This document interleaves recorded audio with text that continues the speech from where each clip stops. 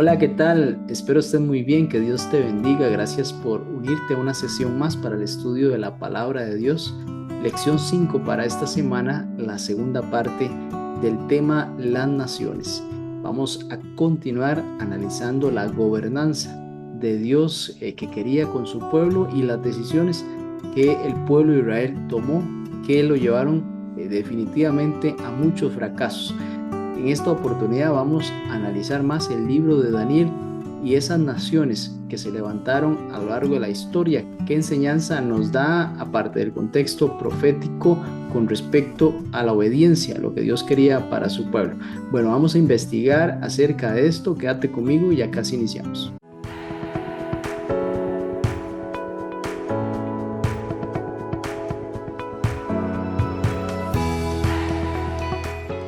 Gracias por unirte. Iniciemos con una oración.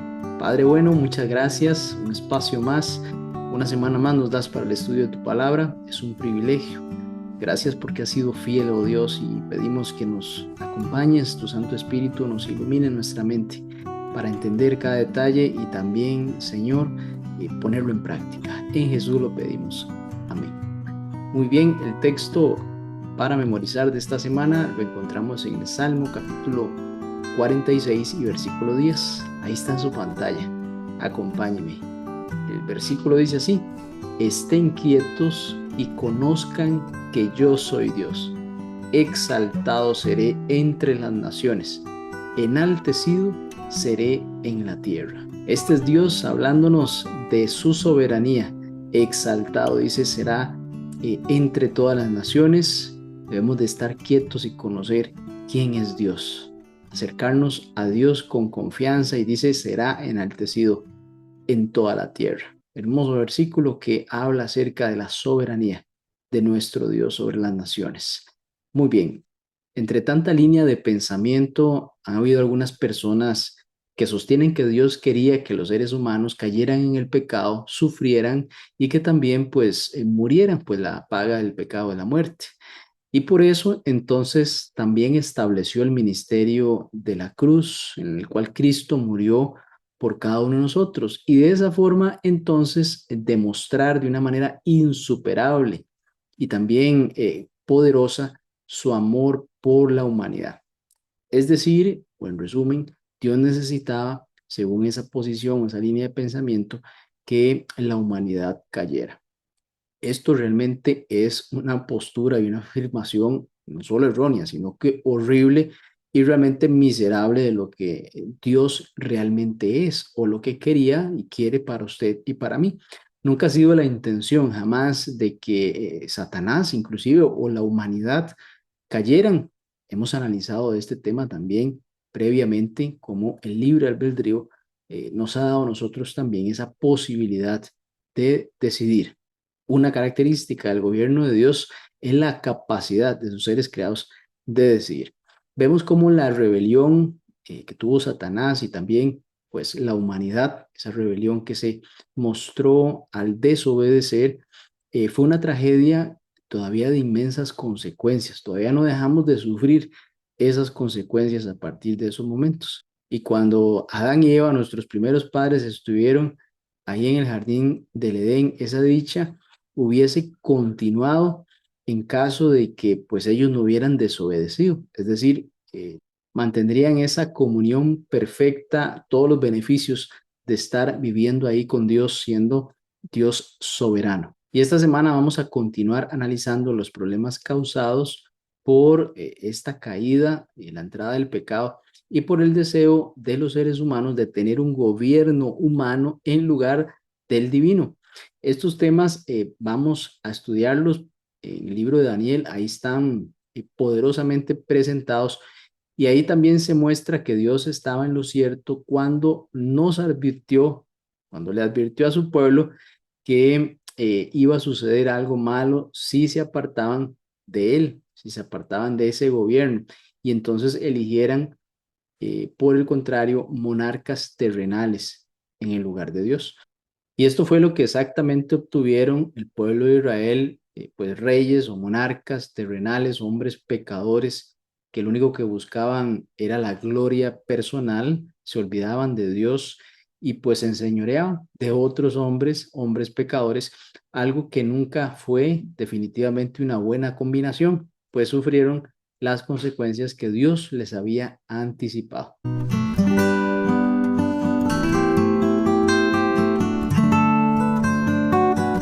En Génesis capítulo 2, versículo 9 al 17, está la historia en la cual Dios le pide algo a Adán y a Eva también. Ahí les da instrucciones que pueden comer de cualquier árbol que está en este huerto especial de Dios. Ellos fueron puestos ahí. Adán especialmente fue puesto en este lugar. Era un lugar especial para Dios. Y allí en ese lugar estaban muchos árboles de los cuales Adán podía disfrutar. Inclusive también el árbol de la vida. Este árbol analizamos también la semana anterior. Este árbol que se presenta también en el libro de Apocalipsis, el cual volveremos a tener acceso. Sin embargo, había un árbol de entre todos estos llamado el árbol del conocimiento de la ciencia, del bien y del mal. La petición que hizo Dios a Adán y Eva es que pues, podían comer de cualquier árbol, inclusive el del árbol de la vida, importante, pero de este no debían de comer. Y había una consecuencia bastante fuerte. El día que de ese árbol coman, entonces van a morir. Así que este lugar, este Edén, no solo era un lugar para que los hijos de Dios estuviesen allí y disfrutaran de la comunión con Dios, obedecieran también esta petición, sino también era un aula para este primer pueblo de Dios, un lugar donde se interactuaba con la creación y ahí iban a aprender, es decir, una escuela, un lugar de enseñanza, y iban a aprender siempre acerca del Creador, no solo Adán y Eva, sino también su descendencia. Patriarcas y Profetas, página 32, nos dice, la santa pareja eran no solo hijos bajo el cuidado eternal de Dios, sino también estudiantes que recibían instrucción de parte del Creador omnisciente. Los misterios del universo visible, las maravillas del perfecto en sabiduría, Job 37:16, les suministraban una fuente inagotable de instrucción y placer. Esto lo encontramos en Patriarcas y Profetas, página 32. Y aquí vemos un verbo en el hebreo, shabach, que significa mandar. Y aparece por primera vez en la Biblia como parte de la orden que Dios le dio a los seres humanos de no comer de este árbol del conocimiento del bien y del mal. Es decir, hubo un mandato, fue un mandamiento, primer mandamiento, como dice el título de este día. Y la lección nos hace una pregunta. ¿Cómo es posible que el conocimiento esté prohibido? Por ahí dicen que saber es poder, ¿cierto? No es siempre útil experimentar y saber más. Qué interesante. Entonces, ante esta pregunta de si no es siempre útil experimentar y saber más, bueno, según las escrituras, no es siempre útil saber más y experimentar más. Dios pretendía aquí educar a su pueblo de forma cabal y también pues evitarle este sufrimiento que se ha arrastrado hasta nuestros días. Estos conocimientos que se podían adquirir basado en comer el árbol de la ciencia, el bien y el mal, le iban a causar un gran dolor a los seres humanos, no solo a corto plazo, sino a largo plazo. Y este conocimiento, esta posibilidad de saber más, por ejemplo, el énfasis de esta lección, cuando el pueblo eligió gobernarse a sí mismo en lugar de ser gobernado por el propio Señor. Es decir, muchos sufrimientos Dios quería evitarles a los seres humanos al pedirle, especialmente a Adán y Eva, que no accedieran a ese tipo de conocimiento porque iba a traer un dolor para ellos. Bueno, milenios después, Israel pidió un rey. Eso lo estudiamos en la lección anterior y el Señor les expuso esas consecuencias de esa decisión. Las consecuencias de esa decisión, Dios inclusive se las alertó e informó también a su pueblo que la decisión de alejarse de su gobierno directo duraría hasta el fin de los tiempos. Es decir, esa decisión no tendría marcha atrás. Dios fue desechado como gobernador de su pueblo y ahora iban a tener que seguir bajo esa línea de gobernanza. Primero con estos reyes que pues unos eran buenos, otros eran malos, pero siempre erraban. Y también pues después se iban a conformar las naciones, aquellos reinos imponentes. Después de la figura del rey iba a venir la figura de los generales como Alejandro Magno. Ya veíamos también esa figura en Ciro. Darío era rey, Ciro era general, después Alejandro Magno como un general, y después vino la conformación del gobierno romano, en el cual había un César, había un ejército, había un senado, elementos ya más parecidos al tipo de gobernanza en la cual vivimos actualmente. Y así que a medida que los reyes de Israel se volvieron cada vez más mundanos, cada vez más malvados, hacían cosas cada vez más abominables ante los ojos de Dios, el pueblo del pacto también iba adquiriendo pues costumbres paganas, se iban alejando de este propósito de Dios. Y bueno, Dios les dio lo que ellos querían, un gobierno con manifestaciones o tintes paganos, con todas esas costumbres que tenían esos otros pueblos. Bueno, y ya con este trasfondo podemos avanzar a estudiar más en detalle el libro de Daniel. Ya tenemos elementos que nos van a permitir esclarecer más algunas cuestiones. Esta sucesión de imperios que se fue manifestando, descrita en la visión del libro de Daniel, en la visión que justamente tuvo el rey Nabucodonosor, no solo tiene un contexto profético, que muchos lo conocemos, sino también es un reproche dirigido a las naciones paganas y también una amonestación al pueblo de Israel por su negativa a obedecer los mandamientos que Dios les había establecido. Es decir, esta secuencia de naciones en la historia que vemos manifestada en el libro de Daniel, si bien es cierto, pues Dios está al control de todo y tiene una representación profética hasta nuestros días, esto se dio mucho también por la desobediencia del pueblo de Israel. La historia pudo haber sido diferente si el pueblo de Israel se hubiera manejado diferente. Por supuesto que esa era la historia en ese momento, las consecuencias son parte de la historia, así que lo que estaba presentado ahí era pues lo que se iba a levantar a pesar de todo lo que había sucedido. Lo importante es que Dios está al control, no importa inclusive de las consecuencias o de los errores que tuvo el pueblo de Israel. Y estos siglos de sometimiento que tuvo el pueblo de Dios, en lugar de disfrutar de esa libertad que el pueblo de Dios tenía originalmente en el Edén, se van a convertir ahora también en una aula en donde deben haber corazones dispuestos en observar el sorprendente contraste que existe entre los reinos de este mundo y el reino de Dios. Es decir, a pesar de las consecuencias de la desobediencia, a pesar de que se perdió mucha bendición, ¿cuál va a ser mi posición hoy con respecto al desarrollo de la historia? Voy a aprender acerca de esos errores, qué posición voy a tomar yo en medio de este gran conflicto, siendo que ahora la historia ya se está desarrollando casi el final. Así que esto continúa siendo una aula para usted, para mí. Claro, ya diferente allá en el jardín del Edén, muy diferente en muchos aspectos.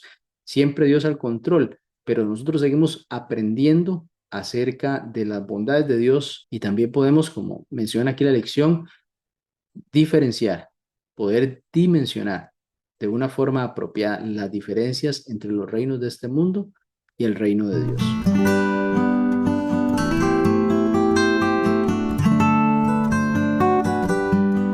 Cuando el pueblo de Dios fue cautivo en Babilonia, ahí ellos experimentaron en carne propia sus malas decisiones de haber elegido tener reyes humanos en lugar de Dios como soberano de la nación, como su rey.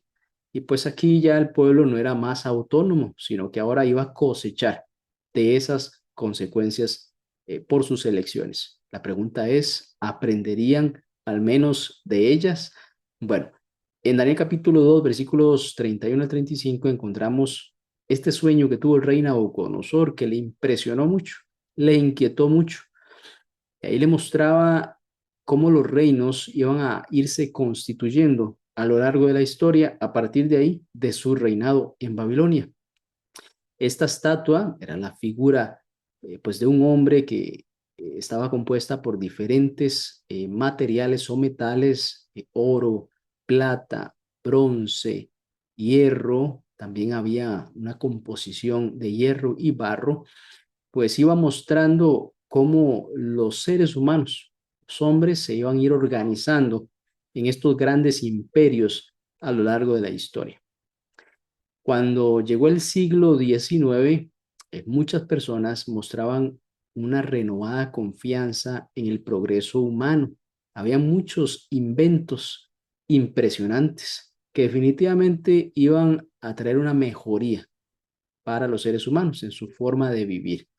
Esta exposición que se dio en el año 1900 allá en París, una exposición universal de estos alcances de los seres humanos, fue una notable exhibición de optimismo acerca del futuro, porque los hombres estaban inventando cosas, cosas que ni se imaginaban que iban a existir, iban a facilitarnos mucho la vida.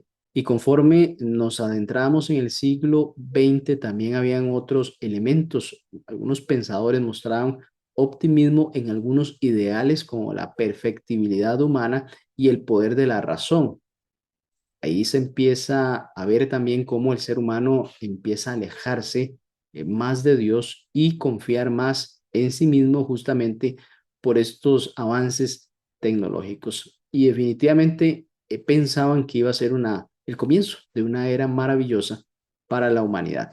Pero además de todos estos avances tecnológicos y ese optimismo que tenían muchos pensadores, llegó la Primera Guerra Mundial y rápidamente acabó con los sueños de muchos hombres que pensaban que estábamos progresando, que nada nos iba a detener en esa línea. Y también al final del siglo XX habíamos perdido más de 200 millones de personas a causa de esta guerra. Piense usted, 200 millones de personas muertas por una guerra entre naciones, y ahí pues tantos hombres, mujeres y niños perecieron. Y parafraseando al doctor Martin Luther King Jr., él decía, tenemos misiles teledirigidos por inteligencia artificial, pero hombres fatalmente equivocados. Esto, pues sin lugar a dudas, era una combinación aterradora. Muchos estudiosos también de la profecía han notado que estos metales de la imagen de Daniel 2 siguen un patrón de devaluación progresiva.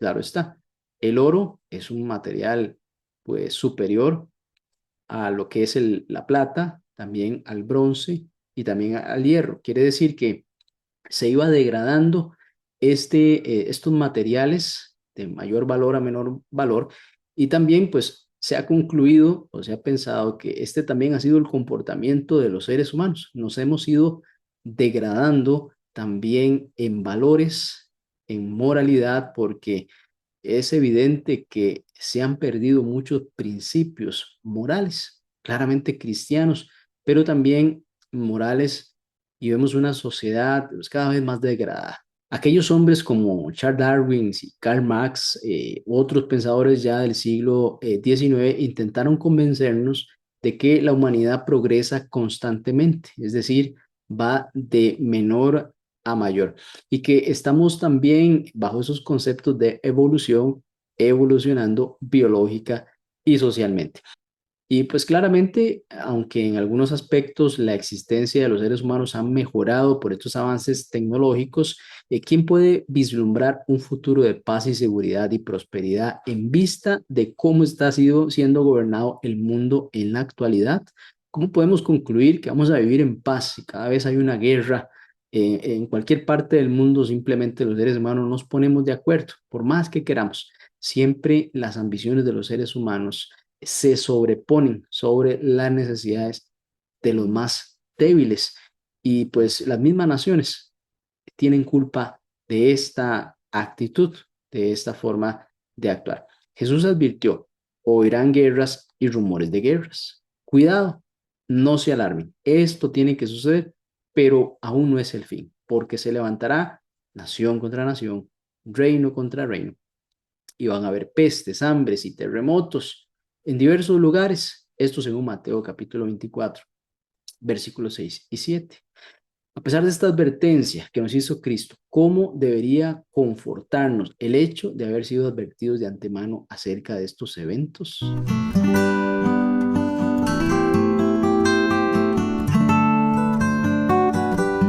El salmista en Salmo capítulo 65, versículos 5 al 8, indica que Dios es el único que puede sosegar el estruendo de los mares, el estruendo de sus ondas y el alboroto de las naciones.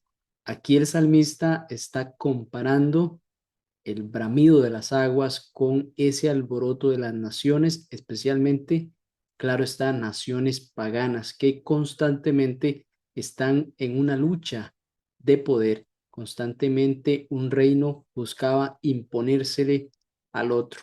Isaías capítulo 17, versículos 12 al 13, habla relacionado a esta figura. Hay multitud de muchos pueblos que harán ruido como estruendo del mar y murmullo de naciones que harán alboroto como bramido de muchas aguas. Básicamente, aquí el profeta Isaías también hace la comparación en la multitud de muchos pueblos con el estruendo del mar. También Jeremías, otro profeta, 46, versículos 7 al 8, dice, ¿quién es este que sube como río y cuyas aguas se mueven como río? Egipto como río se ensancha y las aguas se mueven como ríos. Y dijo, subiré, cubriré la tierra y destruiré a la ciudad y a los que en ellas moran. Aquí vemos que el profeta Jeremías asocia también a esta nación de Egipto poderosa con un río cuyas aguas se mueven. Y en Daniel capítulo 7, versículo 1 al 3, siguiendo este principio de que la Biblia se explica así sola, dice la palabra que en el primer año de Belsasar, rey de Babilonia, tuvo Daniel un sueño y visiones de su cabeza. Mientras estaba en su lecho, luego escribió el sueño y relató lo principal del asunto. Vamos a ver qué es. En el versículo 2 dice, Daniel dijo, miraba yo en visión de noche, y he aquí que los cuatro vientos del cielo combatían en el gran mar. Vemos aquí la figura del mar, si lo asociamos con los versículos anterior, quiere decir que aquí hay naciones representadas, aquí hay naciones que están en disputa, este bramido del mar, esas olas que chocan contra la tierra, pues seguidamente en el versículo 3 habla un poco más y dice, cuatro bestias grandes, diferentes la una de la otra, subían del mar. Definitivamente aquí vemos cuatro poderes, reinos políticos, combatientes entre ellos, buscando imponerse, buscando pues dominar básicamente los reinos de la tierra. Dice que eran diferentes una de otra, habían características que las diferenciaban. Podemos mencionar como costumbres religiosas, como costumbres culturales, hacían diferencia una bestia de la otra o una nación de la otra. Lo interesante es que el versículo número 3 dice subían del mar, es decir, que eran sustentadas por muchedumbres, por multitud de personas que no son hijos de Dios, sino es la humanidad que está impulsando estas fuerzas, estos poderes para gobernar al mundo entero, para gobernar otras naciones. Vemos cómo a Daniel se le muestra el mismo tema que a Nabucodonosor, pero ahora desde una perspectiva diferente. En lugar de una estatua que fue pues el sueño que tuvo Nabucodonosor, Daniel ve una serie de naciones que surgen del mar como resultado del viento que agita esas aguas, esas muchedumbres. Estas naciones estaban, sabemos, en un permanente estado de lucha que iba provocando constante cambio de poder entre ellas. Un reino después sucedía a otro, y eso era por luchas, porque llegaba pues un nuevo líder mundial, un nuevo líder que se imponía por la fuerza ante esta nación que estaba gobernando en el momento. Y así fue descrito en esos textos que anteriormente leímos, como esas muchas aguas, ese mar embravecido representa estas naciones. Ahora, por el contrario, la tierra prometida, esa Jerusalén que Dios había dispuesto para su pueblo, Al menos durante un tiempo estuvo como una isla de paz y seguridad en medio de un mar de reinos paganos. Es decir, mientras estos reinos se peleaban entre sí, se querían imponer con prácticas de todo tipo, el pueblo de Israel estaba en una paz, en una seguridad, siendo protegido justamente por Dios mismo, pero hubieron momentos en los que se apartaron y empezaron a comportarse como una de estas naciones embravecidas con costumbres paganas.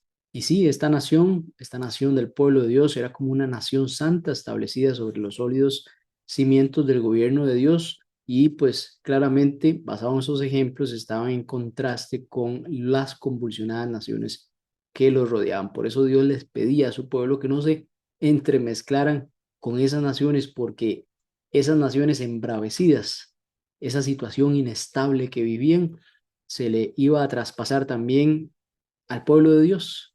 Esas decisiones iban a hacer que se arrastraran esa misma modus vivendi que tenían estas naciones alrededor del pueblo de Dios. Y en esta visión que tuvo Daniel, él observa este caos en estas luchas paganas y lo observa desde la orilla, cuando de repente estas bestias empiezan a aparecer en la tierra. Es decir, se mueven del mar de donde surgieron y se pasan a la tierra.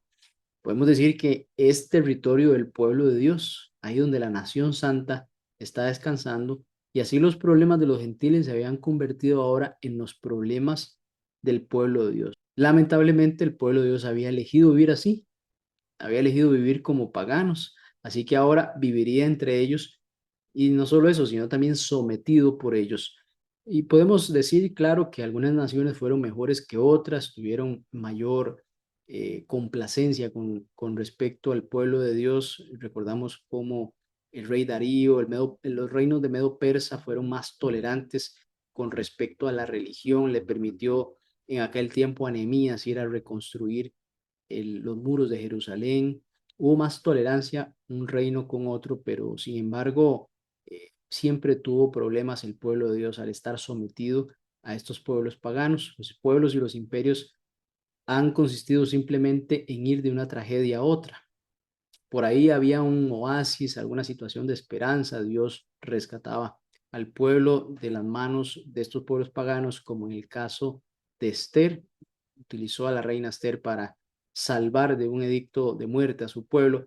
Y ahí vemos, pero siempre sometidos debajo de la mano opresora de pueblo pagano. Y claro, entonces podemos decir que qué contraste con el gobierno que Dios tenía pensado para su pueblo en caso de que éste lo aceptara. Todo vino en decadencia a partir de que allá el pueblo de Israel, siendo Samuel sacerdote y profeta, ellos decidieron un rey para su nación. Y a partir de ahí vino una serie de tragedias que culminó ahí en Babilonia como esclavos, y a partir de allí no hubo ese pueblo autónomo que antes existía, que se apartaba y volvía a Dios, pero era un pueblo autónomo. A partir de allí, pues claramente fueron esclavos o estuvieron sometidos directamente a los gobiernos que la historia nos presenta en el sueño del rey Nabucodonosor y también en las bestias de la visión que tuvo Daniel. Y como pueblo espiritual, como pueblo de ese Israel espiritual en el cual usted y yo pertenecemos, también ha habido una pérdida de esa autonomía que va a persistir hasta el fin de los tiempos, cuando Cristo, nuestro Rey, vuelva a ocupar ese legítimo lugar. Así que en la época del Nuevo Testamento y en los siglos siguientes, de los cuales usted y yo vivimos, el pueblo de Dios continúa sufriendo bajo el dominio del Imperio Romano y luego por las persecuciones del cuerno pequeño sucesor de la Roma pagana. Es decir, siempre está esa figura del perseguidor, que en este momento pues no está persiguiendo, pero apenas se le dé la autoridad para perseguir de nuevo, lo utilizará y lo hará. Quiere decir que, si bien es cierto, tuvimos una época de tolerancia, esa época pues terminará y llegará el pueblo también a ser perseguido, pero aquí menciona de forma esperanzadora que eso terminará también cuando ya Cristo pues gobierne como esa roca que llegó a destruir esos reinos en el sueño de Nabucodonosor.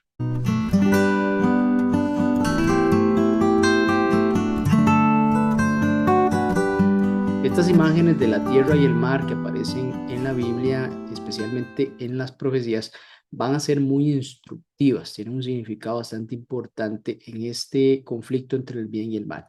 Vamos a considerar, por ejemplo, el uso simbólico entonces de la tierra y el mar cuando aparecen juntas, es decir, casi que en los mismos textos.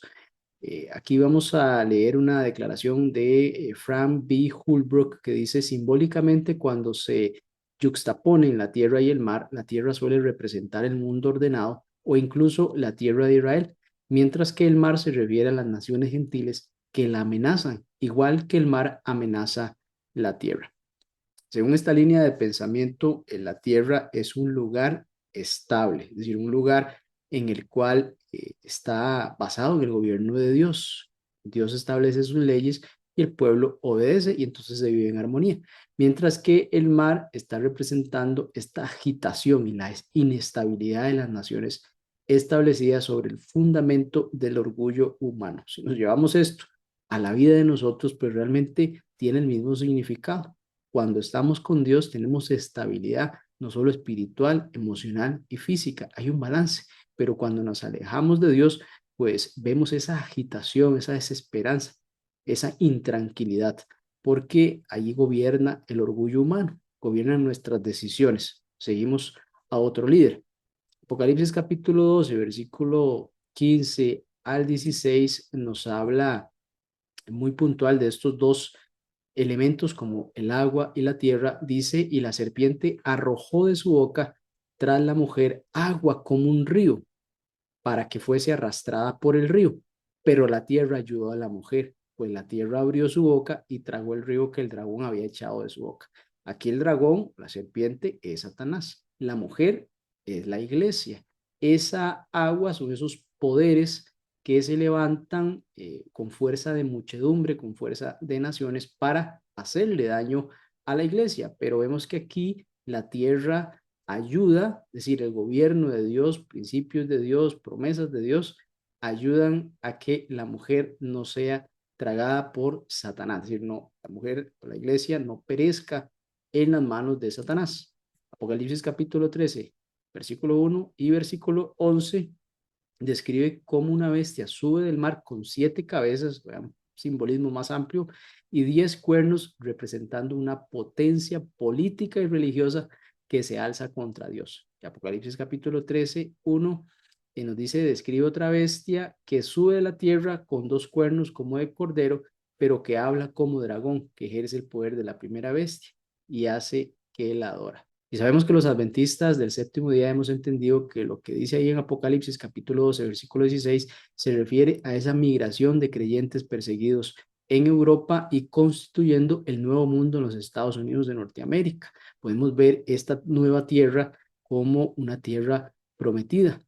Si bien es cierto, Estados Unidos no era un nuevo Israel, era un lugar en el cual se podía gozar ahora de libertad religiosa. Sin embargo, el dragón no se va a quedar quieto y vemos cómo después surge otra bestia que es semejante a un cordero, pero después habla como dragón. Es decir, esa persecución se va a retomar nuevamente.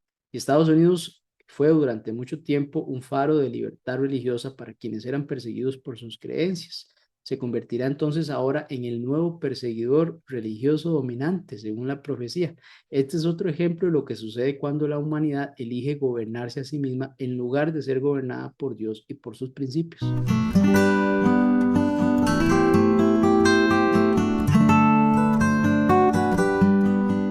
Tienes que profetizar de nuevo. La iglesia tiene que predicar nuevamente. La iglesia remanente nace en el Nuevo Mundo, precisamente donde hallaron refugio quienes buscaban libertad religiosa, los que venían de Europa allá en el siglo XVII y XVIII. También en Apocalipsis capítulo 10 y versículo 2 nos relata un evento importante porque un ángel tenía en su mano un librito abierto y puso su pie derecho sobre el mar y el izquierdo sobre la tierra. Podemos entender que el mar era aquellas muchedumbres, aquellos gentiles, aquellas naciones paganas que perseguían al pueblo de Dios, y la tierra como un lugar de descanso. Si lo llevamos a la interpretación que venimos dando, ese mar puede representar el mundo antiguo, allá en Europa, los siglos en los cuales la iglesia fue perseguida, y también es la tierra como este nuevo lugar en el cual la iglesia remanente nace, el pueblo o la nación de los Estados Unidos.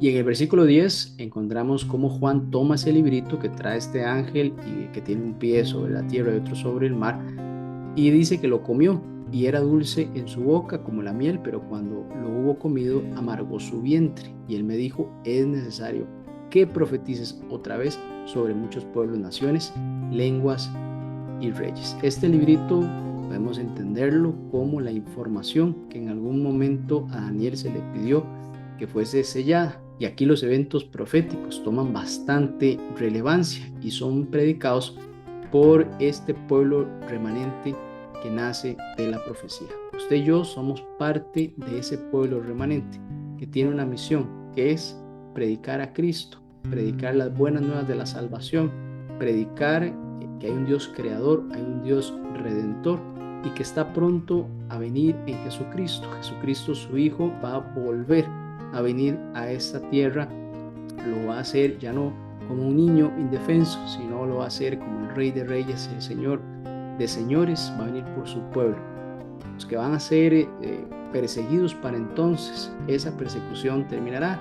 Y la Biblia deja perfectamente claro, sin ninguna ambigüedad, que todos estos reinos mundanos van a ser erradicados sin que quede rastro alguno de ellos ni de sus horribles legados, y serán reemplazados por el reino eterno de Dios, donde el pecado y el sufrimiento, la enfermedad y el mal y la muerte no volverán a surgir. Finalicemos con una oración. Te damos muchas gracias, Señor, por darnos el espacio de estudiar tu palabra. Gracias porque hemos entendido mejor lo importante que es pertenecer a tu pueblo y que seas el soberano de nuestra vida. Ayúdanos a avanzar siempre bajo ese pensamiento, a tener paz en nuestro corazón, a tener nuestros pies firmes sobre la roca que es Cristo. Gracias por escucharnos en Jesús. Amén. Nos vemos si Dios así lo permite.